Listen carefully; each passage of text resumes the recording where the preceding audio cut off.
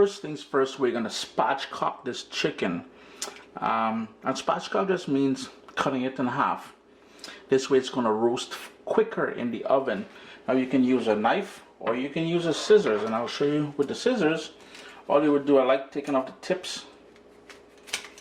So you take that tip out there, toss that and make stock or whatever with that, or with the knife.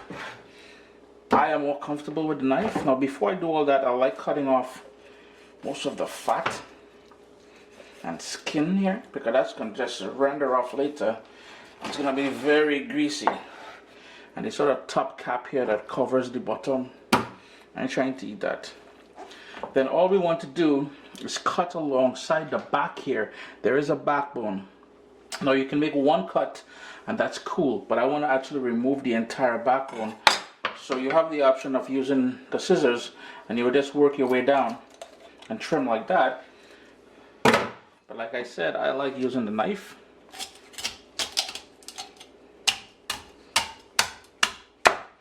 Like so. And then all you would do is cut that beast all the way down. And if you're making stock, you can make stock with this. There's hardly any meat in there, so we're not really fighting over that too much. Then what you want to do is sort of just give it a little cut there, and then press down. So you open up the entire chicken, and that is what you call spatchcock chicken. Now, if you're wondering, I am from the Caribbean, which means I'm going to wash my chicken. Some lemon juice or some lime juice or some vinegar and a tiny bit of water. We're going to wash it down. I know you've read all those reports where it's causing salmonella and all these nastiness and all that, but I'm telling you, 5 generations deep, and we've never had any sort of food poisoning from chicken or any sort of meats that we wash, because you know why? We're not idiots and we don't make a whole mess all over the place.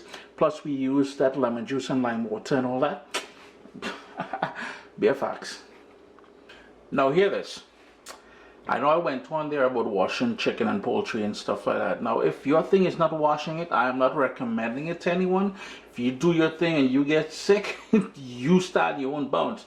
I'm not insured for this. Chicken is all prepped and ready there now. I trimmed off most of the fat from the underside as well. All that you see me do on this side, we're going to flip it over and do the same thing. So off camera, you're going to see me do that. Sea salt. I'm going to go on with some sea salt. And all the list of the full list of ingredients that we use here today will be listed down in the description of the video. Black pepper. And the recipe itself will be posted on CaribbeanPot.com sooner or later. And I love using fresh ground black pepper. And I have here my jar of homemade Caribbean green seasoning. I have a heaping tablespoon there. Caribbean green seasoning is just a blend of all the herbs along with seasoning peppers and garlic and stuff like that that we like using in the Caribbean to season and marinate meats and vegetables and stuff like that. To that I'm going to add about 1.5 tablespoons of olive oil, and we're just going to give that a mix, and then we're going to brush that all over the chicken.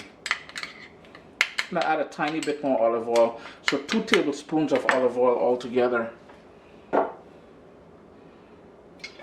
And to be honest with you, I much prefer doing this with my hands, so I'm just going to drop half of it all over the chicken, and then I'm going to go on with my hands. Now since I'm a one-man show, it means I'm going to rub it in there, I gotta wash my hands, and then get back to the camera. I really can't stop, right? So the chicken is all dressed up now. Both sides have been done with that salt and black pepper, the green seasoning, the olive oil, and you can see that big piece there. That's a big piece of garlic, the little red fragments that you're seeing there. That is pimento peppers. And the recipe for the Caribbean green seasoning can be found on CaribbeanPot.com, as well as right here on the channel, youtube.com/CaribbeanPot. My oven is preheating to 375, so 375 degrees Fahrenheit. And I'm going to just go back with a tiny bit more salt, because while brushing on the the green seasoning, some of it may have come off. Now I have it in a roasting pan here. I would recommend lining the roasting pan, some parchment paper or tin foil or whatever it is. I have it on a metal or wire rack, and the reason being I want it away off the surface of the roasting pan because I want the air to circulate, and the whole idea here is a quick, tasty roasted chicken, and that is why we spatchcock it. That is why we have it on a wire rack, and that is why we're not too worried about marinating overnight and all that. But if you've got the time, certainly marinate it overnight. You will get much better flavors.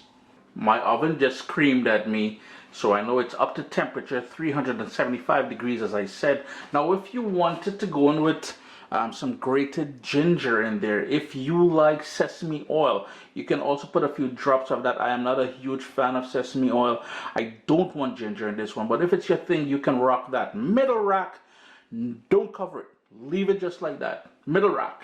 Next up, we're gonna need the juice of a lemon, some Dijon mustard, and some honey. Now if you're wondering what I've been doing while the chicken was roasting in the oven, I've got some mushrooms in the pot here, and I've got some whipped potato there. Already got juice of the lemon in there, and I'm going to go in with a teaspoon of that Dijon mustard.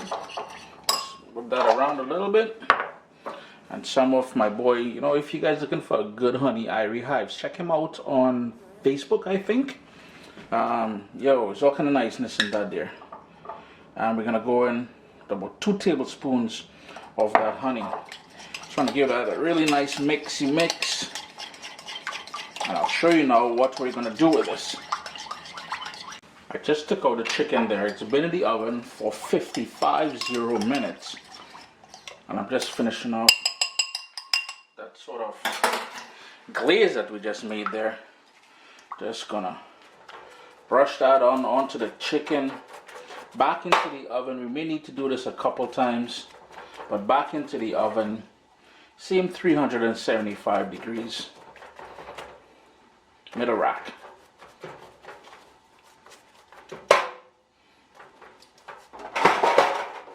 And there you go, friends. I basted it a couple times with the glaze that we made there with the mustard and the, let me tell you a little close up. I assure you it's darker than what it looks there because I have 2 massive lights facing down onto the chicken right now, but I basted it a couple times. What I forgot to mention is when I put it back into the oven after glazing it, I cranked the heat up to 425 degrees Fahrenheit. It took another 7 minutes, and as I said, I went on, I brushed it a couple times. It is ready to go. But cool yourself. Let it settle down. Let it settle down just a little bit, maybe 5 minutes. Then you can rip it apart. ChrisCaribbeanPot.com. A wicked spatchcock chicken there. Green seasoning, honey, lemon. Hey, even some mustard. Always a pleasure having you guys here in the kitchen with me. Remember to hit a thumbs up, leave comments down below, and check CaribbeanPot.com for the full recipe. Irie. What's up, soldiers? Don't forget to click subscribe. If you've already clicked subscribe, hit that bell notification thing. I want to all you missing out on the new videos, man. Come on, click.